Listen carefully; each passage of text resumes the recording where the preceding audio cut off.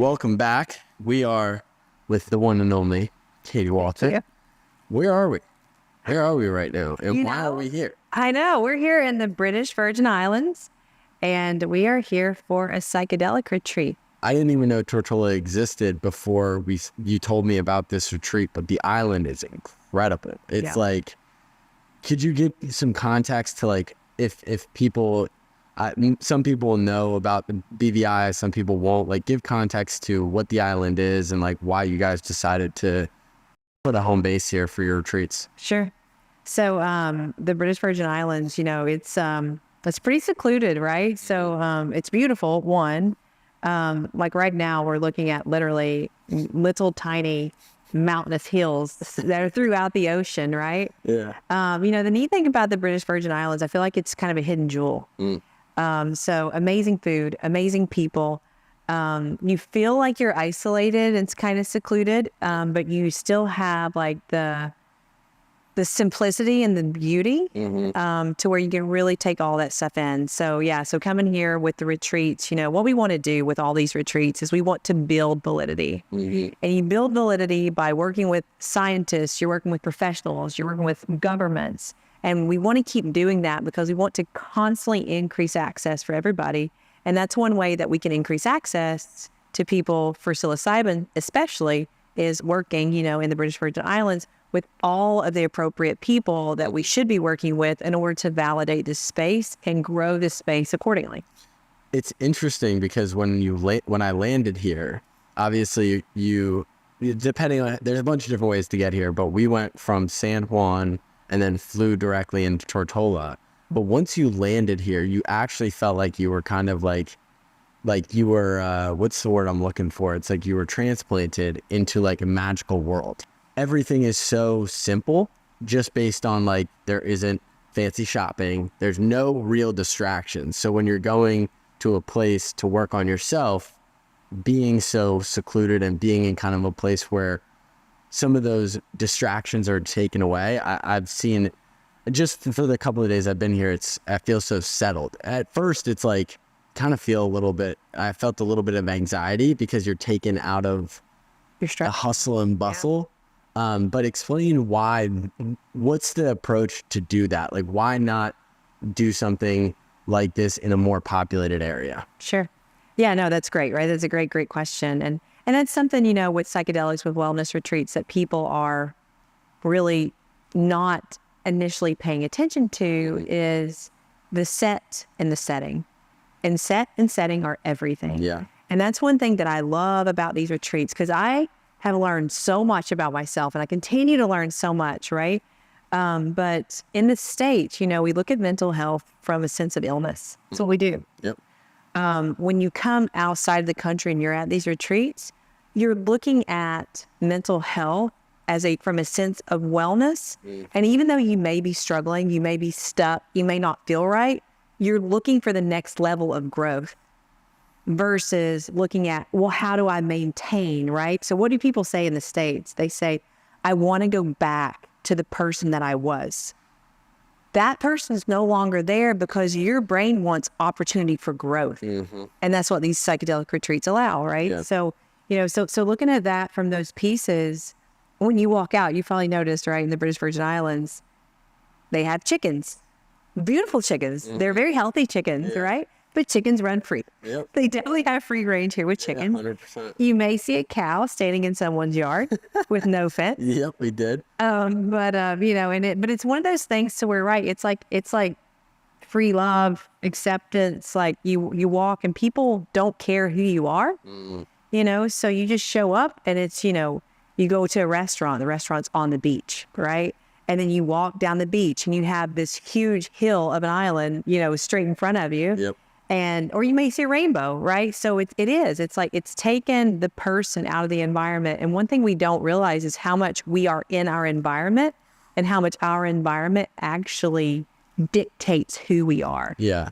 It's interesting because there's in America and in our world of entrepreneurship and building and things like that, you're always turned up to like the maximum output that you can possibly produce. Like and we're in an environment where that is like optimized around us. Like America has a very fast-paced culture and like a very like this thing then that thing. The funny thing is, it's like this whole island lives on island time.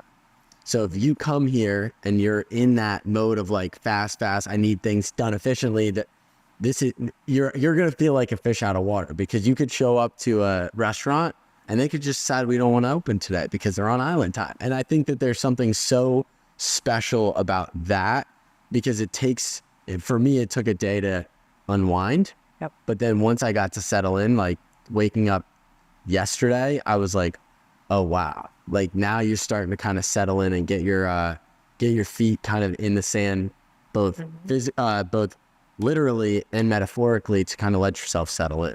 Yep. Well, and it's recognizing, right, that the environment that we work in that's so fast paced that we think is normal.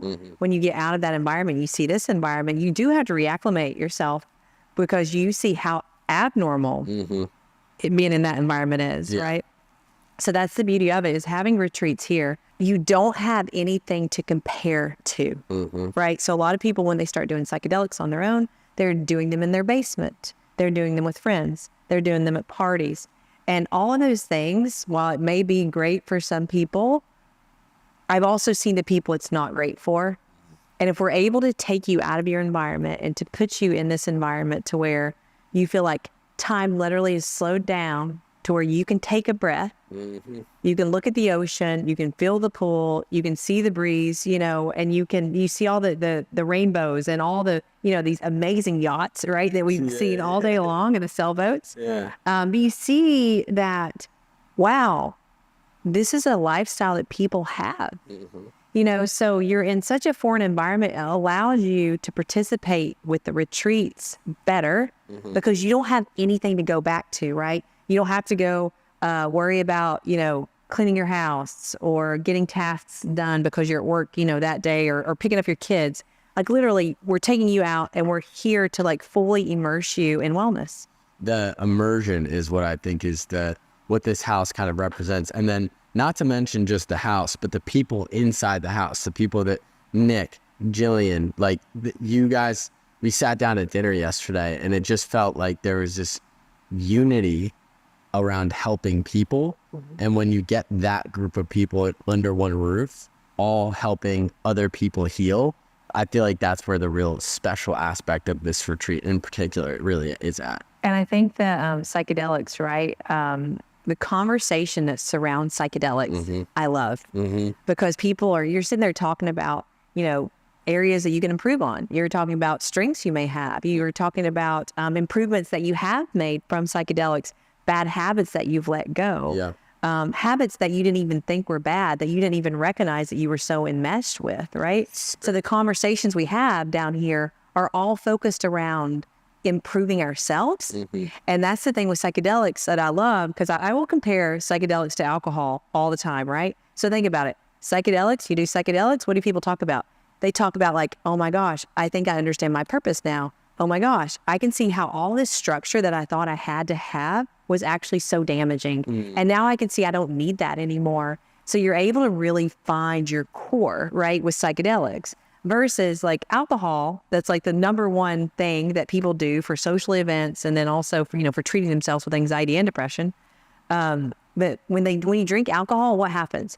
You have one night stands, you go 120 miles an hour, you get a DUI, you get all these things, right? It's like everything shuts down when you have alcohol, and you want to be faster, and you don't have, you know, this whole fear response is gone. Versus with psychedelics, it opens up so many different channels and pathways and empathy. And I think that's different. Psychedelics, you know, helps to see, for you to discover the empathy that maybe you shut down, versus alcohol numbs everything. So anybody drinking alcohol, right, should definitely look into psychedelics, because it's going to work in a similar manner of allowing you to have that altered mindset, you know, to where you can learn how to connect or resolve a lot of anxiety or depression aspects.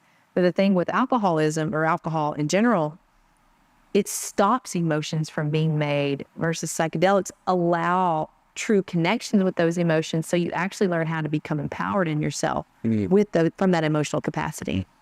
It's interesting because what we were talking about at dinner is most people are in this hamster wheel of life, and they're constantly going and going and going, and there's never an excuse on when to get off. Mm-hmm. And in a lot of cases, the hamster wheel is stress. I want to get rid of this stress, alcohol, whatever, opioids, antidepressants. Now I'm stressed again. Now I need it. And it's just this constant revolving door that never really stops. But something like this gives you a legitimate break in the action. You're removed from all your distractions, all your things that you have to do.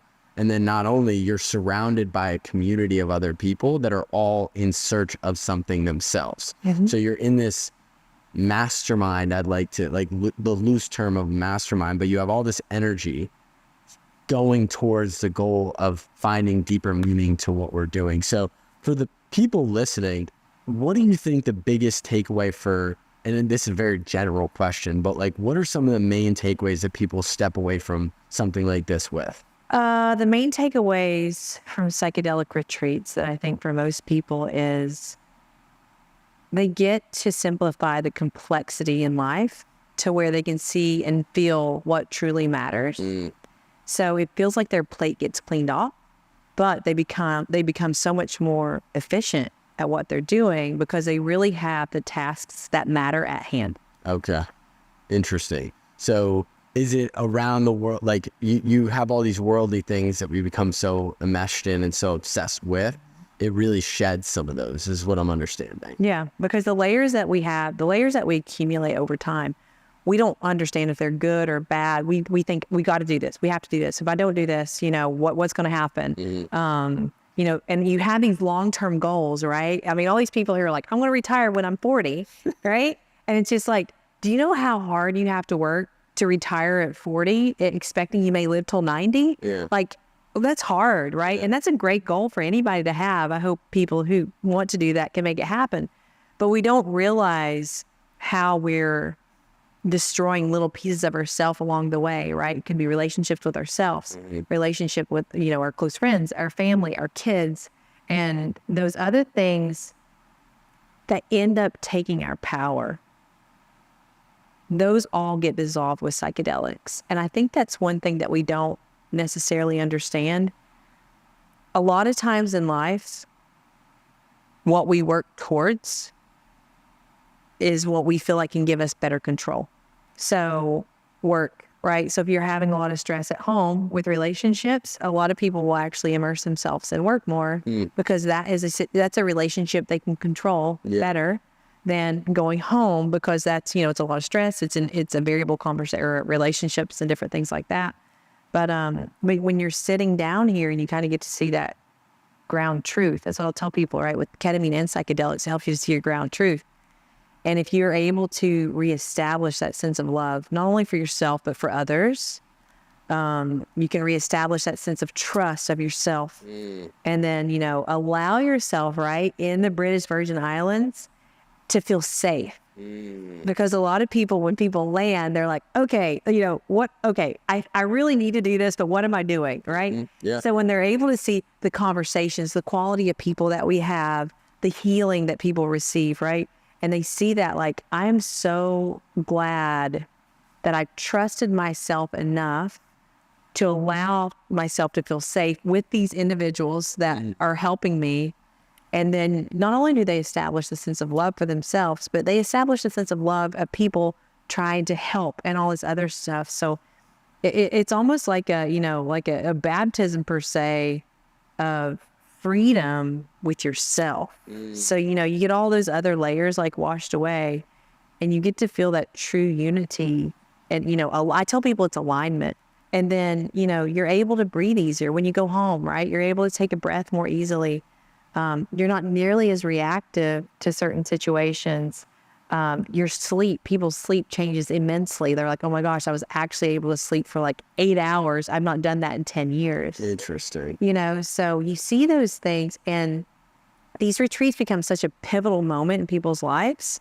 They can grow off of this one moment for the rest of their life, right? Because they can see truly what they felt alignment with and their purpose and their values, and then really go and start directing or redirecting their choices in life to help to allow that constant alignment with themselves. Do you see what would you recommend in terms of frequency for doing something like this? Is there, obviously some people would do this one time and it's like a one time, is there such thing as a one-time fix, or is this something that you want to revisit? We were talking about this at dinner. One of the people that are here with us is he does it once a year. Yeah. What do you think is a good rotation in terms of, and why is it important to come back and sit with the medicine multiple times in your opinion? Yeah. I think that's, that's a choice that's individualized to each person. Once a year, I think would be a great recommendation, right? Because what you're doing is you're allowing yourself to kind of be aligned, with your ground truths per se. But all these habits that you've created over all these years, psychedelics do help them dissolve, yes. But you have to go and start making new habits, right? So you've got all this newness, which is great. But then you also have this old that it feels further away after psychedelics, but over time, those chronic habits can become reestablished. Yeah. So, so once a year, I think is great for maintenance. Some people will come once every 2 to 3 years. Other people will do a retreat and then they'll come back in like 2 months because they've made so much improvement, but they still aren't there. Yeah. So meaning that, we do deprescribing with people who want to come off of their medications. So a lot of people, they've been able to come off, like we've had people down here who've been on like 18 medications at one time for their mental health. And they've been able to effectively wean off all of those. Wow. Right? So you can't do all that at one time. So a lot of people will come down, they'll do a retreat.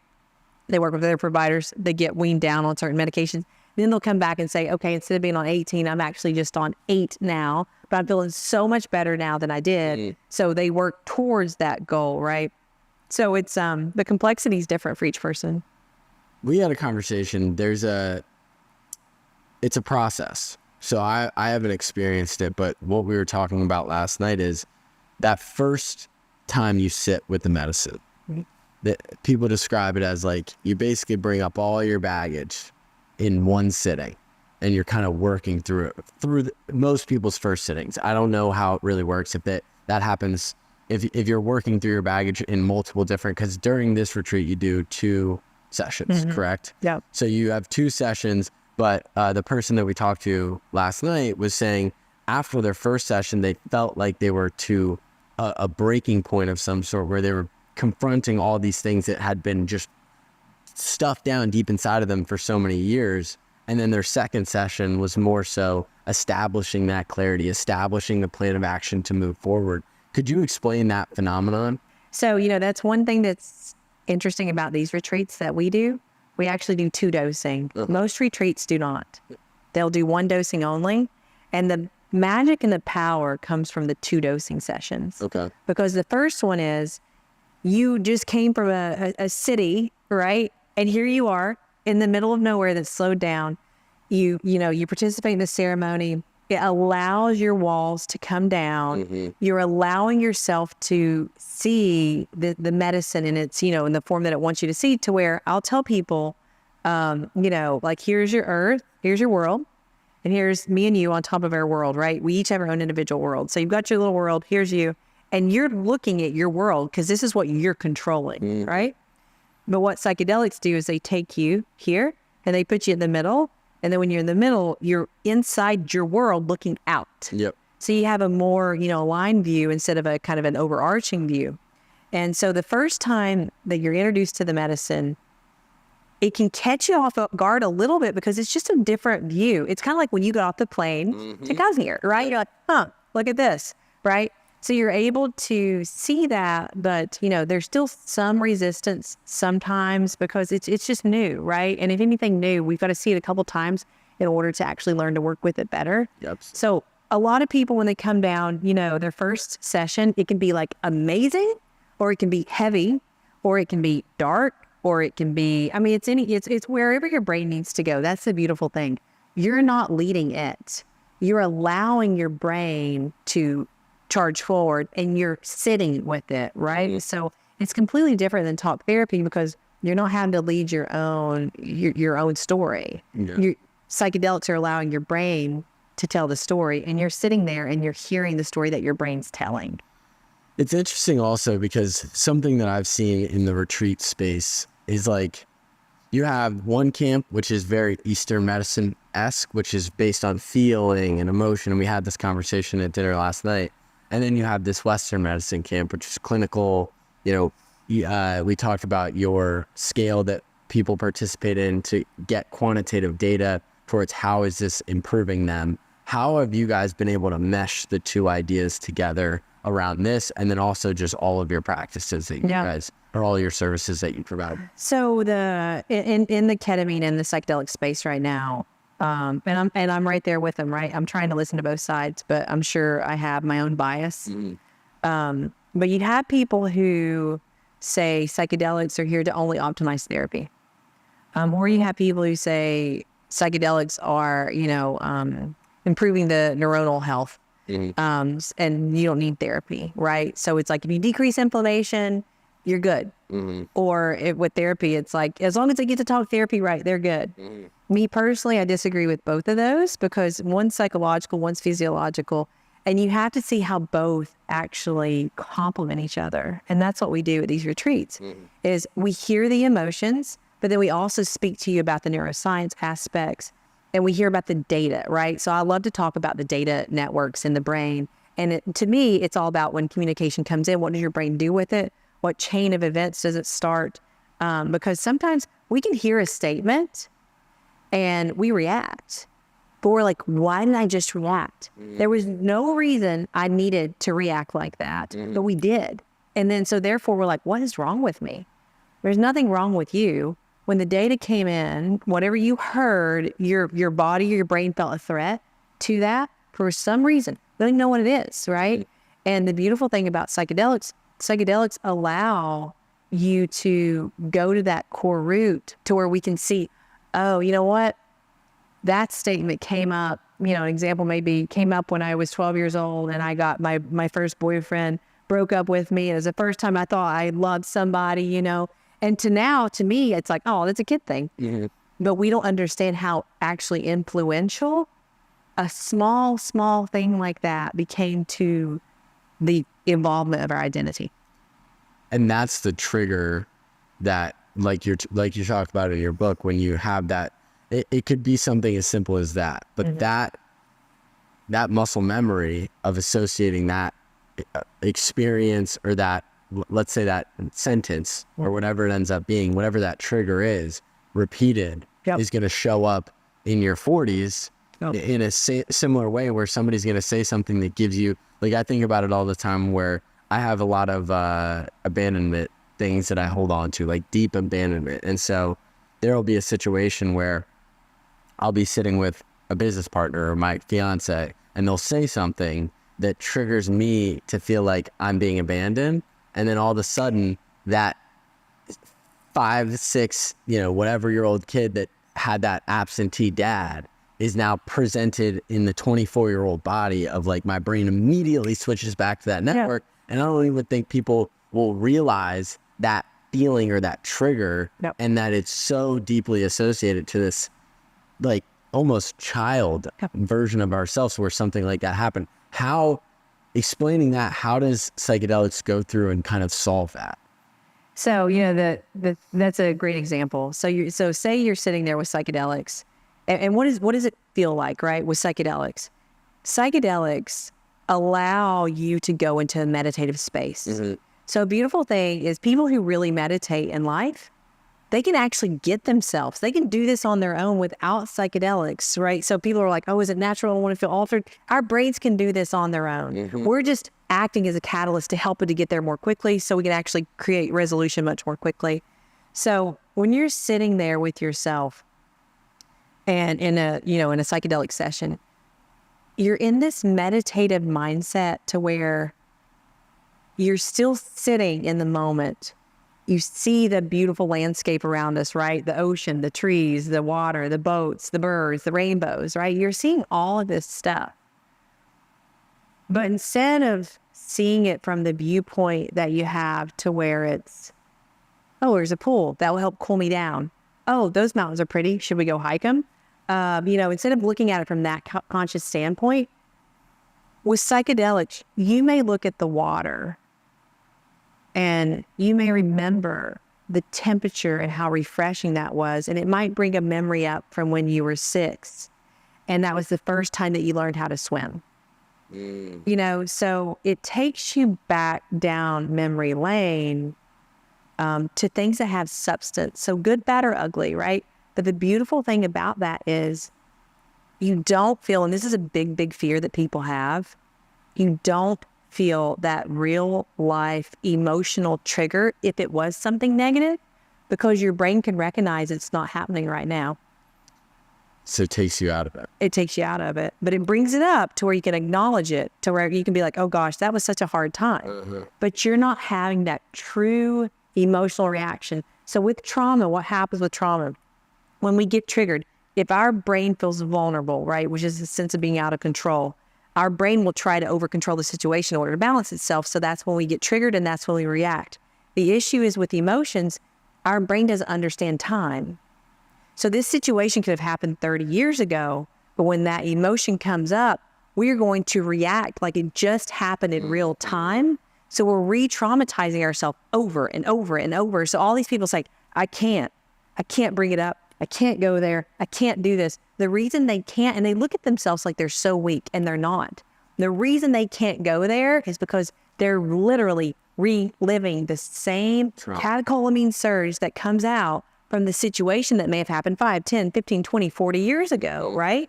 So the beautiful thing with psychedelics is we want this garbage to come up, and you're not going to feel that same thing that you're feeling on a daily level sometimes.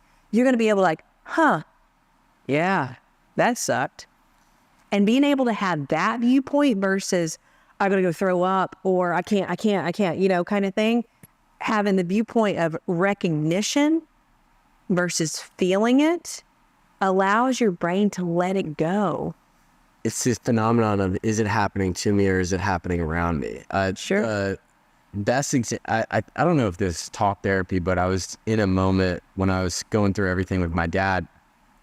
I was talking to one of my therapists, and he basically explained the idea of emotion. Like, what most people do is they drive the car of the emotion. So if you're sitting on he explained it as if you're sitting on a park bench and you're looking at a road, your emotions are the cars going by, where most people associate they are the car, but you are the person watching the emotions go by. So, and from what you're explaining, that seems like what psychedelics does for you, is you're allowed to remove yourself from driving the car of the emotion of like, I am angry, or I am That's this right. thing, Yeah. versus this situation or this trigger makes me angry, and I'm watching that trigger kind of go by. It is, and the other piece too is, I'll tell people a lot of times, because a lot of people do not want to do ketamine or psychedelics because of trauma. It's a huge thing. Yeah. They're scared to death. Yeah. But one thing I've noticed too is when people go through significant traumas and they're sitting in psychedelics, their brain's already processed all the trauma, and it keeps processing it and it keeps reacting, right? So they're in this loop of hell, basically, right? So a lot of times what psychedelics bring up is what grounded you during the moment. It won't bring up any of the nastiness. It actually brings up what gave you clarity and what made you feel in somewhat control. And that's what gives you the clarity afterwards to identify what we were talking to the person who's here on the retreat, and he was explaining afterwards he had this like identified list of, this is what I need to incorporate into my life to basically set a new path and set a new foundation of habits. But if you're able to look at what's grounding you, then are you able to then bring that forward? You were explaining it. So you were explaining like when you were in Jamaica, people would look out and they would look at the clouds, and then that would ground them in the moment, in the experience. And then they'd be able to go home and then look to the clouds and take themselves back there. What we don't realize now, and what psychedelics are showing us, is our brain has patterns. And it's got conscious patterns and subconscious patterns, right? So if we're able to make new connections with good, then our brain will remember those things. So I always tell people, right, when they're on psychedelics and they're like, oh my gosh, this is the first time I've been able to feel peace and calm since I can remember, since I was a child, whatever, right? And I'll say, remember that and try to hear that, try to understand what that feels like. Like, what does peace and calm feel like right now? You know, we've had autistic people who, you know, they hear emotions, they have emotions, but they can't integrate them and they don't understand them, right? Which creates a lot of really bad reactionary aspects sometimes. With psychedelics specifically, you can sit there and we can say, okay, what do you feel right now? And they're like, I don't know. And it's like, well, you're acting like you're loving everything right now. Do you feel like this might be what love feels like? And they would be like, well, yeah, I think that's, yeah, what love would feel like. And it's like, okay, what does that feel like? Tell me what that feels like. What you're feeling right now, tell me what that feels like. So what we're doing is we're fully immersing the brain in all of these emotional and strategic aspects that it's never been able to see before that made sense to us on a conscious level. So when we're sitting there with it and we're able to identify it in this kind of altered mindset, the brain will remember that and it will duplicate it going forward. So outside of ketamine, outside of psychedelics, then you're able to sit in this space and you're able to, when that emotion comes up, oh, that's love. When this emotion comes up, oh, that's anger. When you're in situations, I mean, think about abandonment. Think about how many people have abandonment issues for God knows why, right? But with the abandonment piece, either if we feel abandoned, we're either going to try to dive in more and not become abandoned and do everything that we can and sacrifice ourselves, our souls, everything else to try to stay in the relationship because we just can't be abandoned anymore, or we're going to close it off and abandon them first. Nobody has explained it like that. Like, it being somebody that's lived that life, you will pretty much burn everything around you because you can't allow, like, I think about it recently when Jace got cancer. So my dad passed away from cancer when I was 15.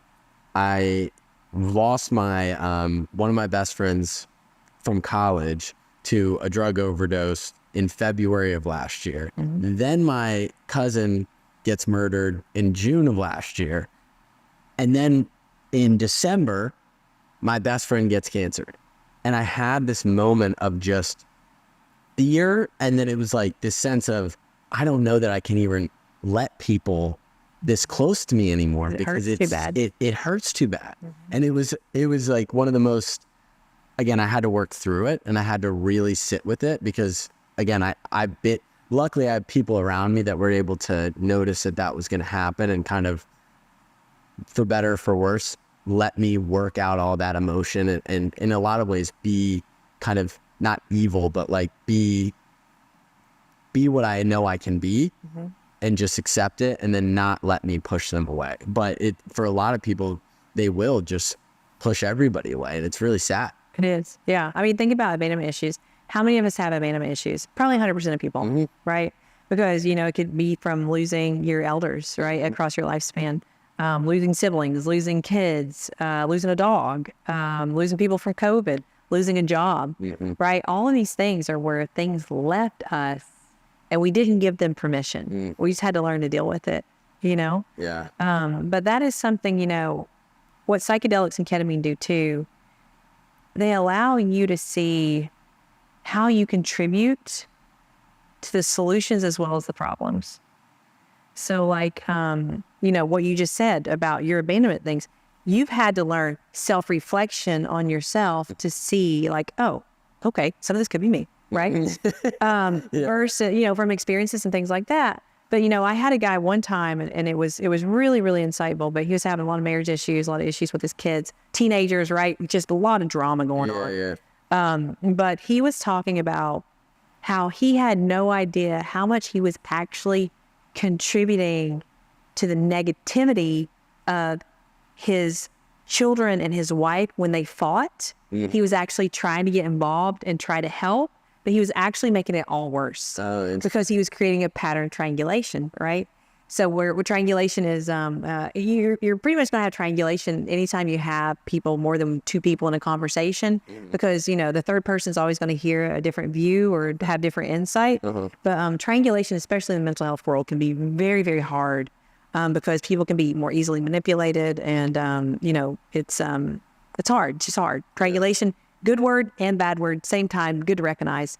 But with those pieces, what he would recognize was when the dad was entering this relationship with the mom and the kids, he was not allowing them to actually truly work on their problems, and it wasn't his problem to work on. So instead of him getting involved, and it was creating him such distress, his wife, you're taking their side, the kids, they're going to dad now, like all this stuff, right? So here we are thinking we're helping, and we're not. No. So he was able to see and tell them that's your all's issue.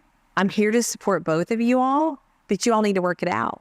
And he was like, my stress level went down so much, after he recognized that. And we might think that's an easy issue to recognize. And it's not. When you're in it, and that's what I tell people a lot of times with mental health, it's like being in a psychologically abusive relationship with yourself. Yeah. You're so close to it, you can't see it. But then when psychedelics take you to the side, you're like, I had no idea it was that bad. It's interesting too, because I had this conversation with my mom.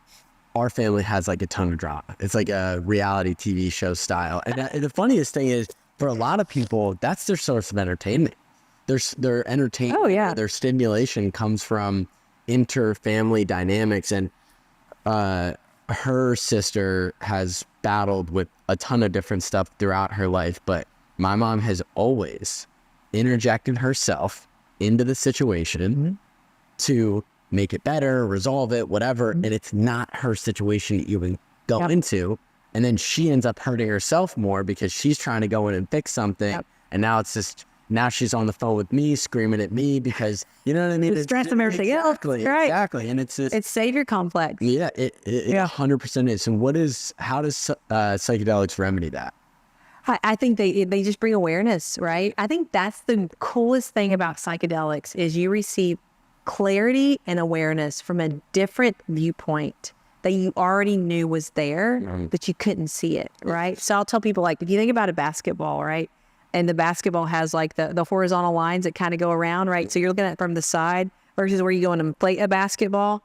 It's still the same ball, but when you turn it to where you see you can inflate it, that's where you have your vertical and your horizontal lines. And if you were just looking at two individual pictures, you'd be like, no, if you didn't know what a basketball looks like, you'd be like, this is a completely different ball. No, it's not. It's the same ball. It's just a completely different view. So when people see it that way, they go, I had no idea, right? And it's so simple. That's the beautiful thing. It's this aha moment that you didn't even have to come up with.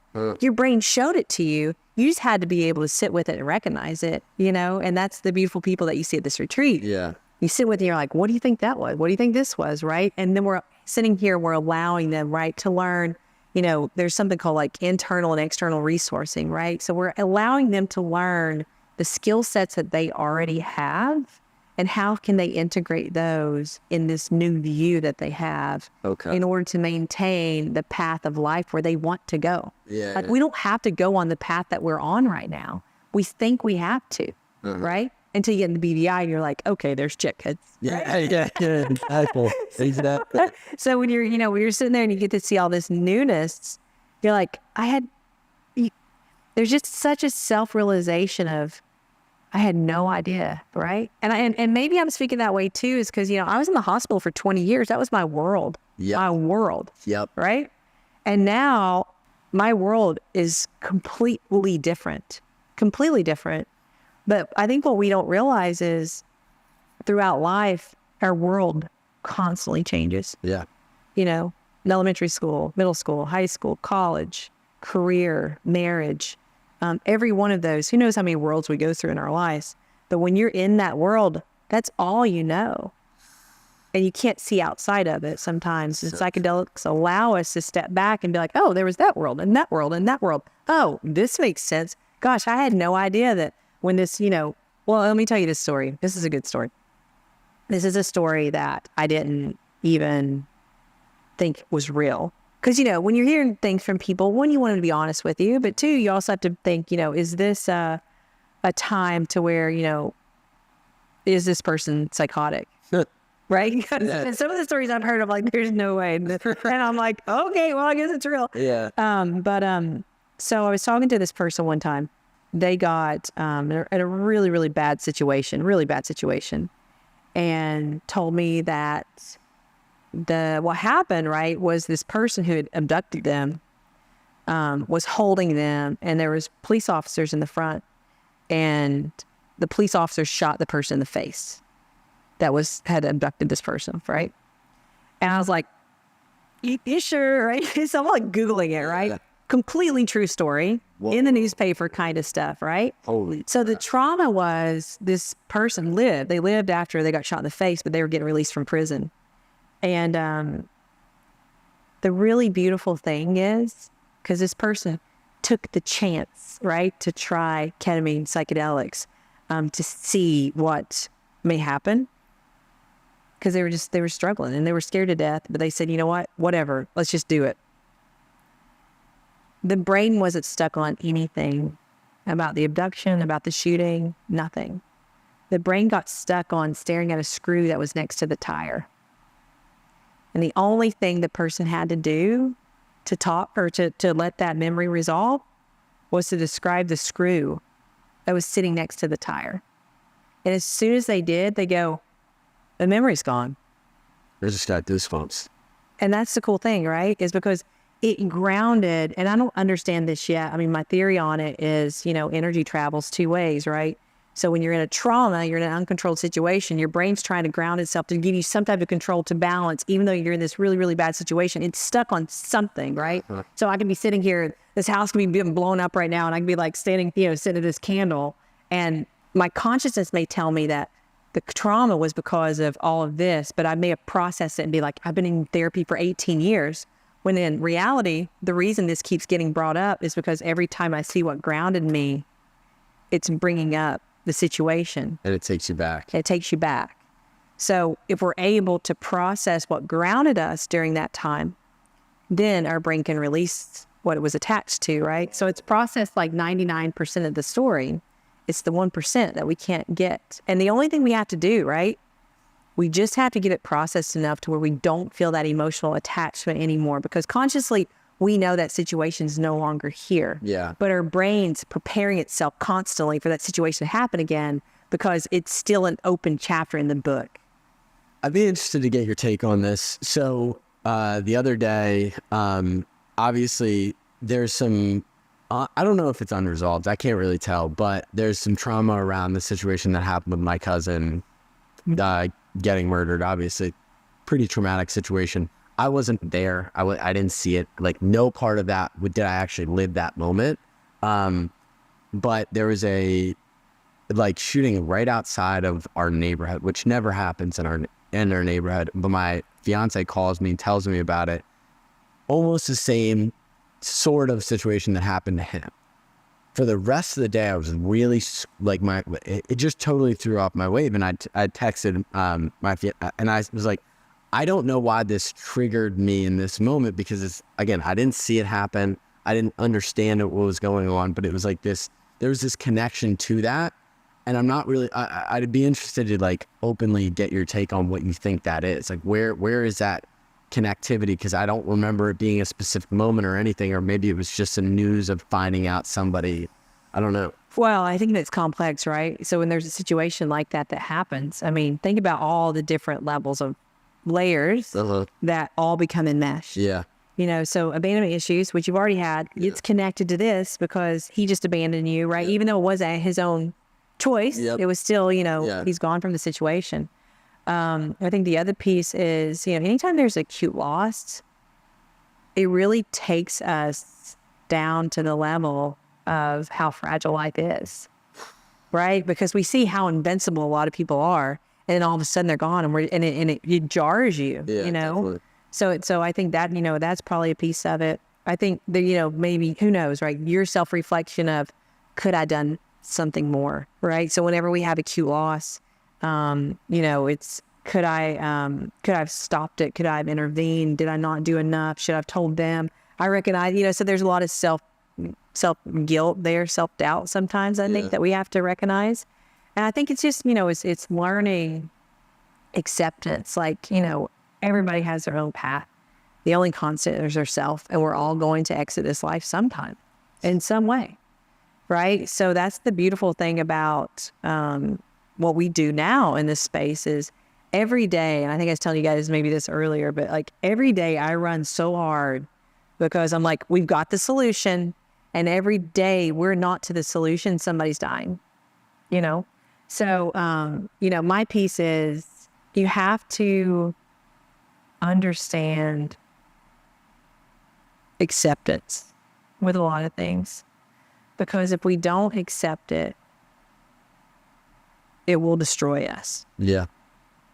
And I think being able to have grace for yourself to recognizing like, okay, I could see why I did this. I could see why I did this. I could see why I was thinking that way. Because a lot of people won't forgive themselves for a lot of things. They just won't, So I'll tell people a lot of times, especially women, this is a big one. Women who have had previous abortions or, we call them, abortions. Women blame themselves so much for those things, right? Like loss of life at those younger ages. And my piece with that is, you got to go back to when you were living in that time. And you need to do a pro and con list, right? Because you made this decision. It was an informative decision that you made that you thought that was the best for you at that time. And now 10 years, 20 years later, I'm sorry that, it's created such, psychological distress, but you're here now. You're not here where you were. Yeah. And a lot of people, we don't forgive ourselves because we just expect that I should have known. And it's like, no, you did the best you could do at that time. Yeah. And that's the best you could do. Right. And now you can't change it. And so, but a lot of people want to go back and change it to get a different outcome, and it's not going to happen. And the brain will get stuck in that. It's the fragility of life, I think. Do you think that psychedelics expose you to that if you haven't experienced that acute loss, or is it different for everybody? I think it's different for everybody. I think psychedelics, to me, what psychedelics, because I participated in ketamine and psilocybin as well, but they allowed kind of the dissolving of structure around me that I thought I had to have, right? And they allowed me to, and I'll tell people, it's like when you have this big mansion in a meadow, like your foundation may be cracking in the mansion.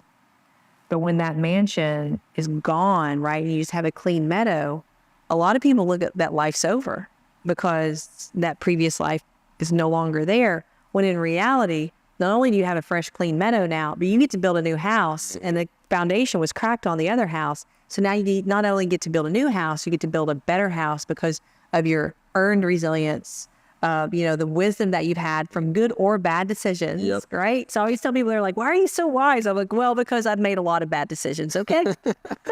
But, that's a piece of it is you learn from your mistakes, and you make the best decision at a time. You go with it, and you hope the next time that it comes up that you're going to make a better decision, right? It's the goal. It's so fun for me to get to learn so much about this world, because I think there's so many people that are hurting so unbelievably bad, and they just don't, like we talked about last week, there's no option, or they don't see that there's option. Can you explain the work that you're pioneering on a clinical side with the intake or the Fuckit scale? The Fuckit scale. The Fuckit scale. I want, we have to break it, because for a lot of people this might go over their head, but let's try to explain what work you're trying to pioneer to give people not only options, but give the clinicians more clarity around associations. So we got to go back. So we'll go back to when this lovely scale was thought about, kind of, sort of.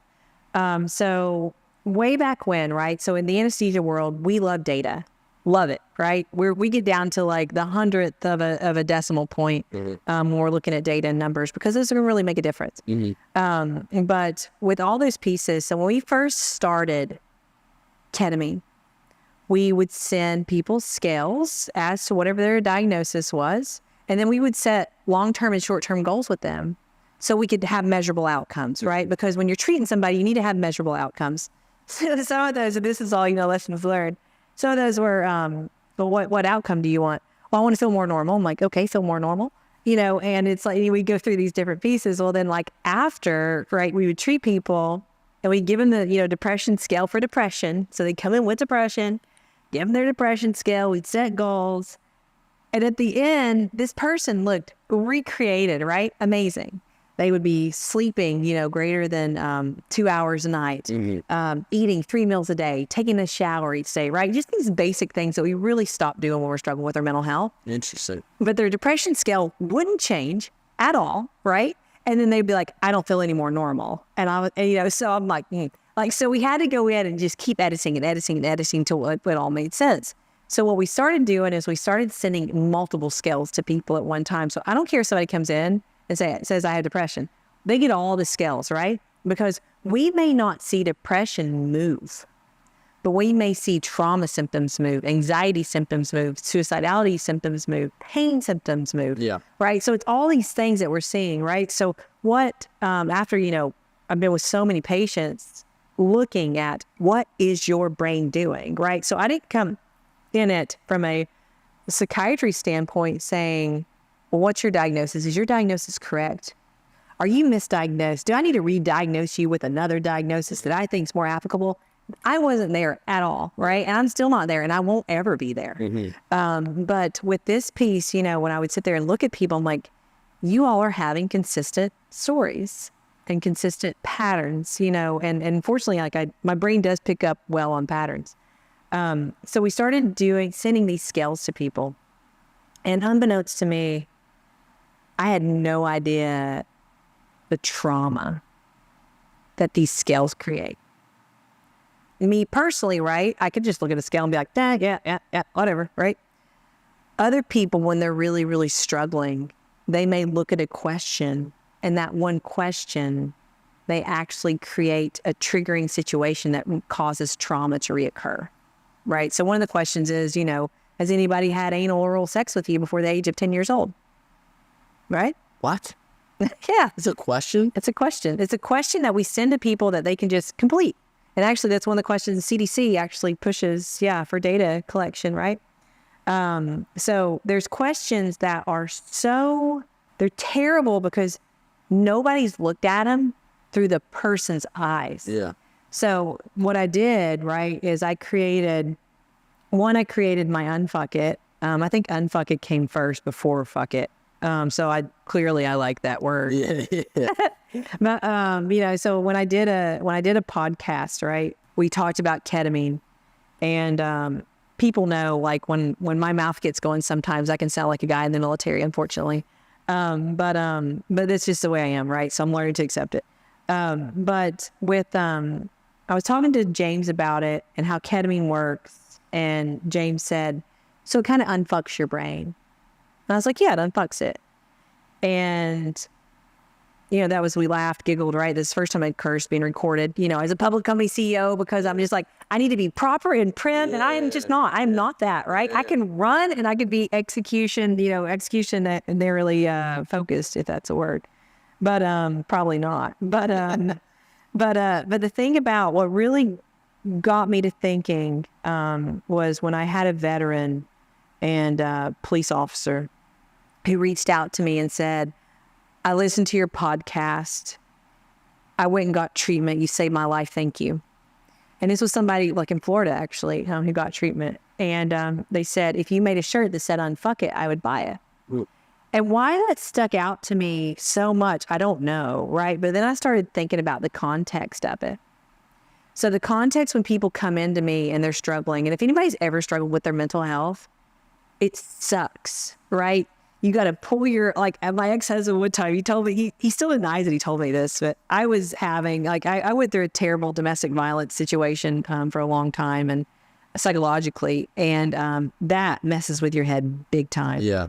And, I was going through that, and I was thinking there may be harm done to my child, different things like that. And, but my ex-husband told me, he said, you're going to have to pull your head out of your ass and step back and stop feeling sorry for yourself, or people are going to think you're nuts. And when he told me that, I was like, he's right. Yeah. He's absolutely right.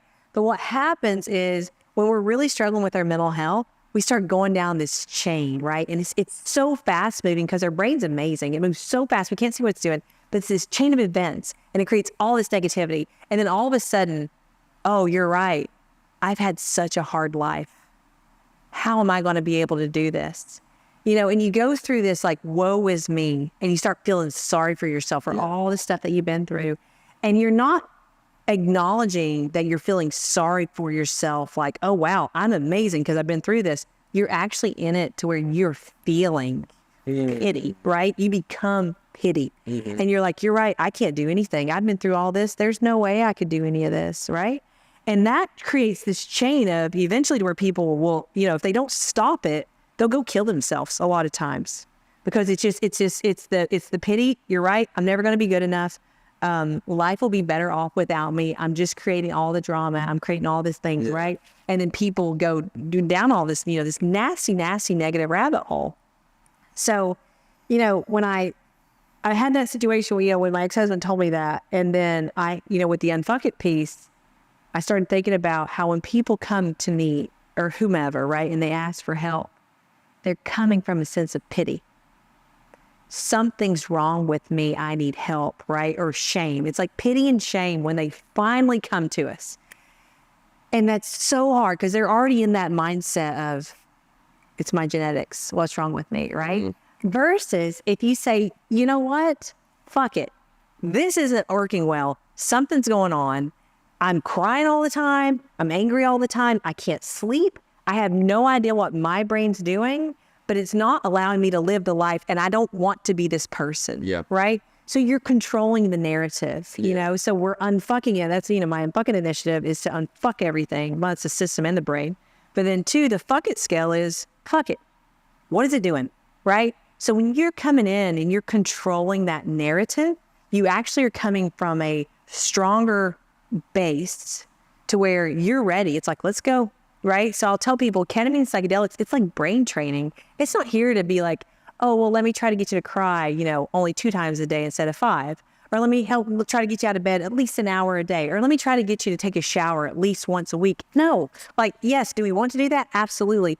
I'm not here to help you to get to that next level right above death and just maintain. We're here to help you to align with yourself so you continue growing your purpose forward, right? And when you do that and you see that power that you have, it empowers you to learn to love yourself because you're starting to see the uniqueness that you have and how your uniqueness can contribute to everything around you versus the negative way of what's wrong with me? I'm creating all the damage, right? So it's kind of that opposite pendulum that we talk about. And, you know, so with the Fuckit scale, the reason I created that, it's a couple things, right? Is all the questions that we were giving people, I saw they would either not do them because they've led to suicide attempts. Yeah. So I'm not getting any data, right? And I'm like, I need data. Like, you don't know where you're at right now. Like, I need something that shows me where you're at. Yep.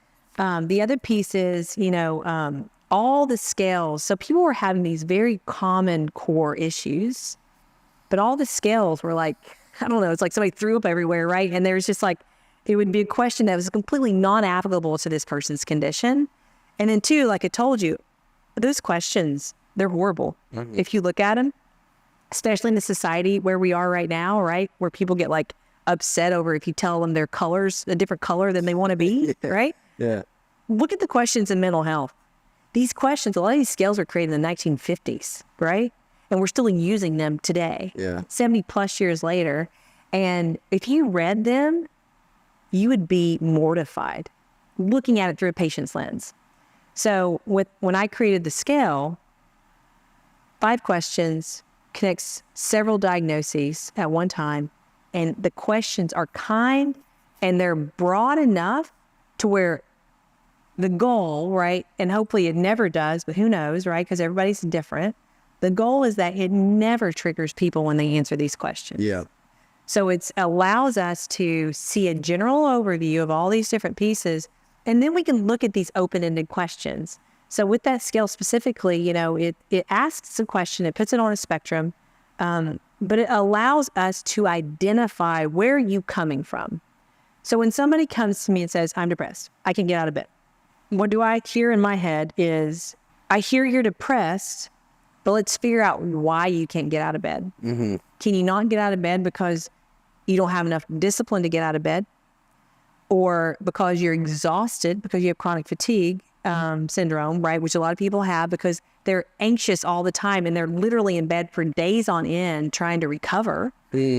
Or are you not getting out of bed because you do have so much anxiety, you feel paralyzed in isolation, and your bed is your only safe place, right? So if I can just get those two things, or just that one thing, and then I can start hearing their viewpoint, then I can start seeing, do they have the self-reflection skills that they need? Yep.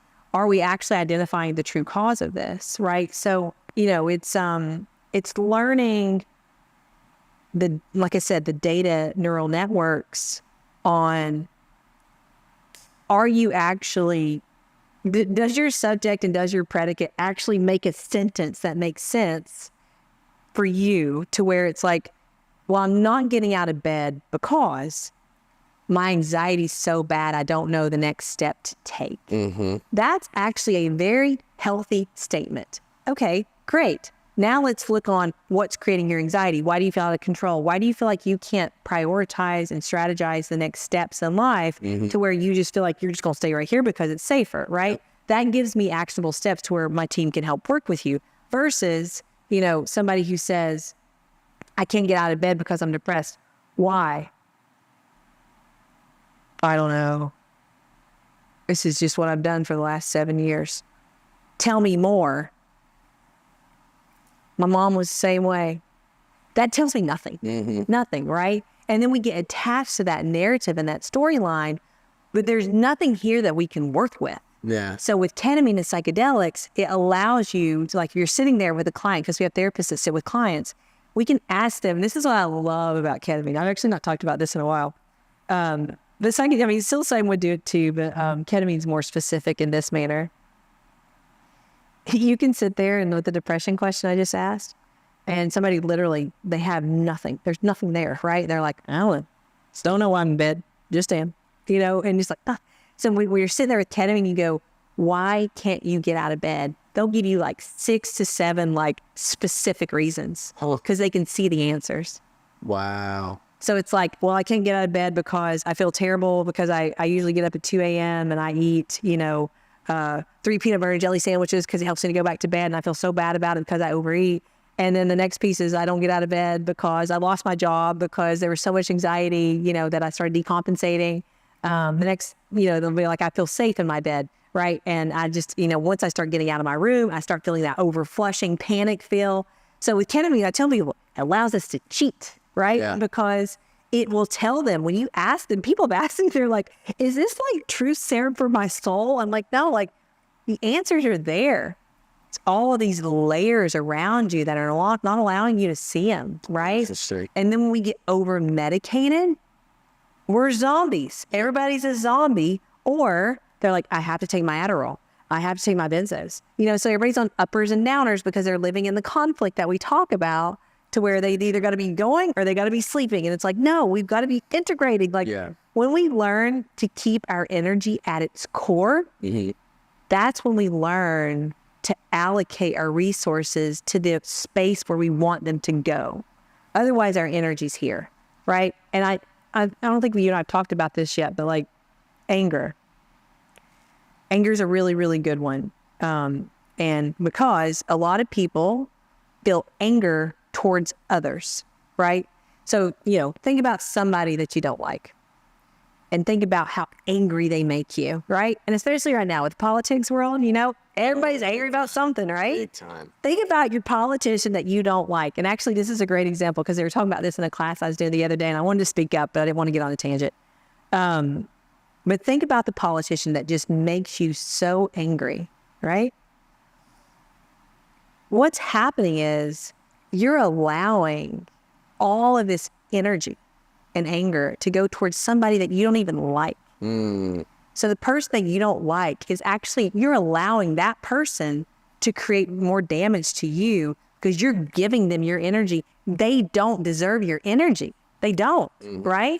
So you got to get to the point of where you can see like, hey, I can choose not to like them, but they're not getting any of my energy because I'm not going to allow them to, because they're not worth my emotions. They're not worth anything from me, right? So I want to keep my energy here.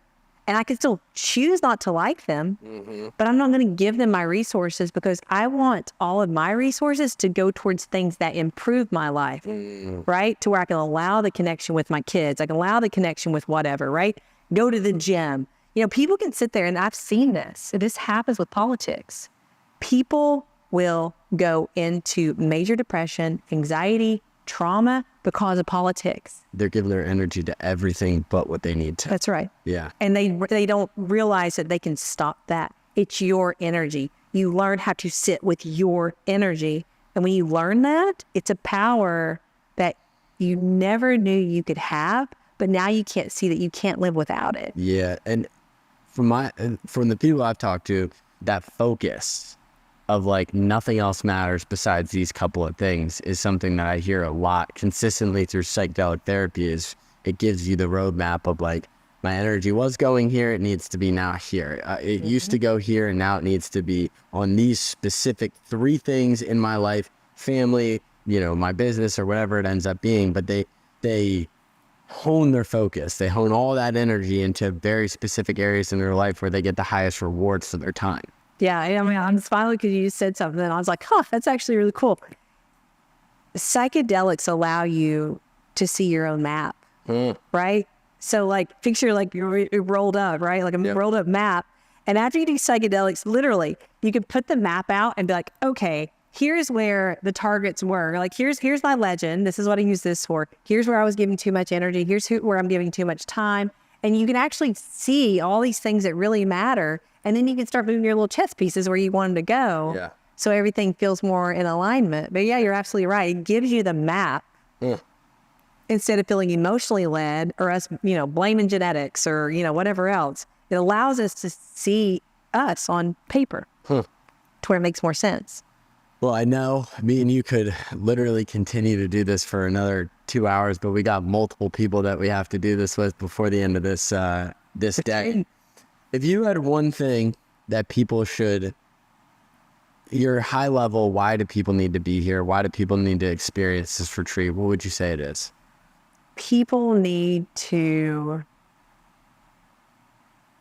learn about retreats and understand too with these retreats, right? They need to learn them, the providers that are there, the people that are behind them, because the people that are behind the retreats are just as important as the people, you know, conducting the retreats and the people receiving the retreats. So it's a very, you know, you really need to understand and trust the people that are doing these. But retreats are something that everyone should experience once in their lifetime, because it's going to take you to new levels that you never knew existed.